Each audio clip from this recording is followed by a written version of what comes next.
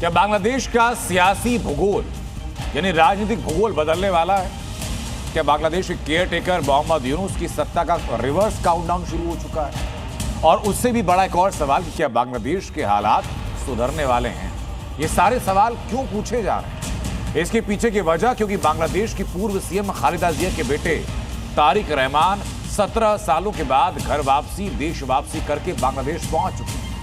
और तस्वीरें जरा देखिए, तारिक रहमान के आते ही जो तस्वीरें सामने आई वो हालातों को लेकर कई और बड़े सवाल भी खड़े कर रही हैं। बांग्लादेश में कट्टरपंथ का चैप्टर 2, यूनुस लैंड में 17 साल बाद रहमान रिटर्न, केयर टेकर का पत्ता साफ, रहमान करेगा राज। बांग्लादेश की सड़कों पर एक बार फिर कट्टरपंथियों की उन्मादी भीड़ उतरी। ढाका की सड़कों पर कट्टरपंथियों का जोश एक बार फिर हाई था और वजह थी तारिक रहमान की वापसी। हिंदुओं के लिए नर्क बन चुके बांग्लादेश में तारिक रहमान ने 17 साल बाद कदम रखा तो बांग्लादेश का सियासी भूगोल भी अपनी चाल बदलता नजर आने लगा। बांग्लादेश में मोहम्मद यूनुस की अंतरिम सरकार की उल्टी गिनती शुरू हो गई है। 6314 दिन बाद 60 साल के तारिक रहमान अपनी पत्नी डॉक्टर जुबैदा रहमान और बेटी जैमा रहमान के साथ विमान बांग्लादेश एयरलाइंस की फ्लाइट से ढाका पहुंचे। तारिक रहमान के एयरपोर्ट से निकलते ही बांग्लादेश नेशनलिस्ट पार्टी यानी बीएनपी ने झंडों, नारों और लाखों समर्थकों की भीड़ दिखाकर यूनुस को अपनी ताकत दिखा दी। अपने वतन वापस लौटे तारिक ने भी फर्स्ट डे फर्स्ट शो में बता दिया कि बांग्लादेश में जो कुछ हुआ या जो कुछ हो रहा है उसे लेकर वो कितने खुश हैं। आपको बता दें कि तारिक रहमान ने 1988 में बांग्लादेश की राजनीति में एंट्री की थी। 2004 में तारिक पर आवामी लीग की रैली पर ग्रेनेड हमला कराने का आरोप लगा। ग्रेनेड हमले के आरोप में तारिक रहमान को उम्र कैद की सजा सुनाई गई। 2007 तक तारिक पर कुल 84 मामलों में सजा सुनाई गई थी।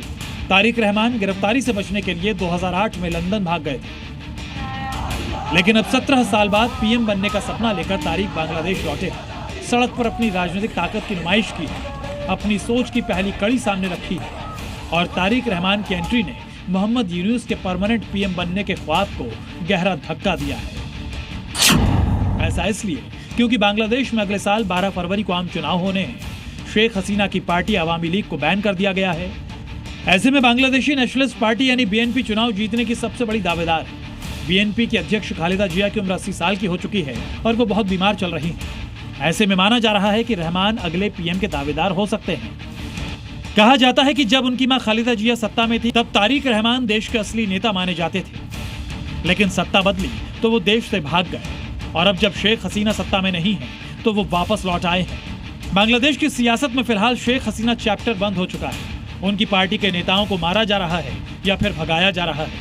पाकिस्तान के इशारे पर बांग्लादेश को जहन्नुम बनाने वाले मोहम्मद यूनुस और कट्टरपंथियों की हालत खराब है, क्योंकि सत्ता में तारिक जिस भी सोच के साथ आए पुराने खिलाड़ियों को आउट करके ही मानेंगे। यानी बांग्लादेश की सियासत में अभी बहुत कुछ होना बाकी है और नया साल बांग्लादेश के भविष्य को किस दिशा में लेकर जाएगा ये भी जल्द तय होगा। ब्यूरो रिपोर्ट, जी मीडिया।